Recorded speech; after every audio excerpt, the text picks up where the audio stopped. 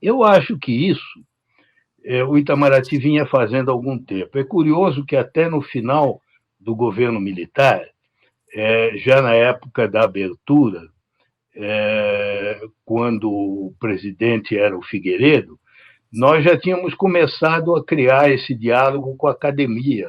O Gelson Fonseca, nosso colega, o embaixador Gelson Fonseca, brilhante diplomata, ele escreveu até a tese dele no curso de altos estudos sobre isso, diplomacia e democracia, aliás, chamava-se assim, né?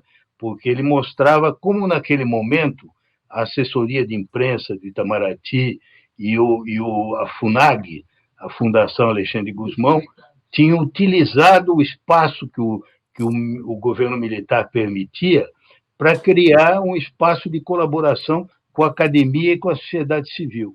E isso se multiplicou depois, durante muitos e muitos anos. Ainda é insuficiente, devia haver muito mais. Agora, infelizmente, nesse governo eu não vejo clima para isso, porque uma das características fundamentais do atual governo é a intolerância que ele tem para qualquer tipo de democracia participativa. Você vê que uma das ideias obsessivas do Bolsonaro é a ojeriza que ele tem pelas ONGs, né? Que ele considera um câncer, né? Já disse, né? Que ele, infelizmente, não conseguiu suprimir. Né? E eles têm sistematicamente mudado todos os conselhos que foram criados ao longo dos anos, inúmeros conselhos em que havia a presença da sociedade civil. Por exemplo, o problema que houve com o Fundo Amazônia nasceu daí, porque o antiministro do Meio Ambiente considerou que não podia aceitar um conselho com a participação de organizações não governamentais. Então, ele é um governo que é hostil à própria ideia da participação da sociedade civil.